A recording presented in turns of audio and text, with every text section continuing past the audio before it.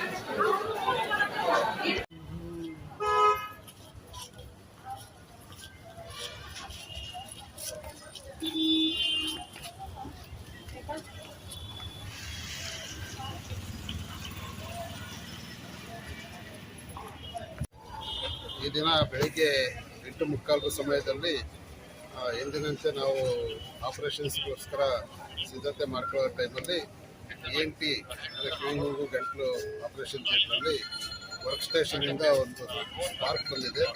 ತಕ್ಷಣ ಅದು ಬೆಂಕಿ ಎತ್ಕೊಂಡು ಬ್ಲಾಸ್ಟ್ ಆಗಿರೋದ್ರಿಂದ ಹೊಟ್ಟೆ ಪೂರ್ತಿ ಹೊಗೆ ತುಂಬಿಕೊಂಡಿದೆ. ನಮ್ಮಲ್ಲಿದ್ದಂಥ ಫೈರ್ ಎಕ್ಸ್ಟಿಂಗ್ವಿಷರ್ ಪ್ರಯತ್ನ ಮಾಡಿದ್ದಾರೆ, ಅದು ಆಗಿಲ್ಲ. ಹಾಗಾಗಿ ತಕ್ಷಣ ಮಾಹಿತಿ ಬಂದ ತಕ್ಷಣ ನಾನು ಎಲ್ರಿಗೂ ಹೊರಗಡೆ ಬರೋದಕ್ಕೆ ಇನ್ಸ್ಟ್ರಕ್ಷನ್ ಕೊಟ್ಟಿದ್ದೀವಿ. ಹಾಗಾಗಿ ಎಲ್ರಿಗೂ ಸುಮಾರು 6-7 ಜನ ಸಿಬ್ಬಂದಿ ತಕ್ಷಣ ಎಲ್ಲ ಆಚೆ ಬಂದಿದ್ದಾರೆ. ಆ OT ಏನಿದೆ 5 ನಂಬರ್ OT ಕಂಪ್ಲೀಟಾಗಿ ಸುಟ್ಟು ಹೋಗಿರ್ತಕ್ಕಂಥದ್ದು. ಯಾವುದೇ ಪ್ರಾಣಹಾನಿ ಆಗಿಲ್ಲ. ಮುಂದೆ ನಾವು ತನಿಖೆ ಮಾಡ್ತೀವಿ ಯಾಕೋಸ್ಕರ ಆಯಿತು ಅಂತ. ಪೇಷಂಟ್ ಇನ್ನೂ ಶಿಫ್ಟ್ ಆಗಿದೆ. ಪೇಷಂಟ್ ಇನ್ನೂ 9 ಗಂಟೆ ಮೇಲೆ ಶಿಫ್ಟ್ ಆಗೋಂಥದ್ದು.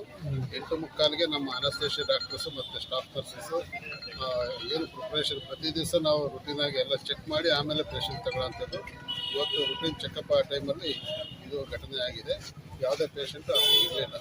ಎದಕ್ಕಾಗಿದ್ದೇನು ಗೊತ್ತಾಗಿಲ್ಲ ಸರ್, ಎದಕ್ಕಾಗಿದೆ ಅದು ವರ್ಕ್ ಸ್ಟೇಷನಲ್ಲಿ ಸ್ಪಾರ್ಕ್ ಆಯಿತು ಅಂತ ಅನಸ್ತೇಷಿಯಾ ಡಾಕ್ಟರ್ ಹೇಳಿರೋಂಥದ್ದು. ನಾವು ನೆಕ್ಸ್ಟ್ ತನಿಖೆ ಮಾಡಿಸ್ತೀವಿ, ಮತ್ತು ಅಗ್ನಿಶಾಮಕ ಸಿಬ್ಬಂದಿ ಕೂಡ ಬಂದು ಅದು ಏನಕ್ಕಾಯ್ತು ಅಂತ ತನಿಖೆ ಮಾಡ್ತಾರೆ. ಸಿಲಿಂಡರ್ ಬ್ಲಾಸ್ಟ್ ಆಗಿದೆ ಅಂದರೆ ವರ್ಕ್ ಸ್ಟೇಷನ್ ಅಂತ ಇರುತ್ತೆ, ಮಿಷಿನ್ ಇರುತ್ತೆ.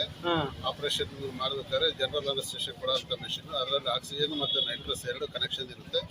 ಹಾಗಾಗಿ ಮೋಸ್ಟ್ಲಿ ಅದು ಸ್ಪಾರ್ಕ್ ಆಗಿರ್ತಕ್ಕಂಥದ್ದು. ಇದು ತುಂಬ ರೇರ್ ಇವೆಂಟ್ ಆಗೋದಿಲ್ಲ. ಪ್ರತಿ ದಿವಸ ನಾವು ಮಾಡ್ತಾ ಇರ್ತೀವಿ, ಪ್ರತಿ ದಿವಸ ಚೆಕ್ ಮಾಡೇ ಮಾಡೋದು.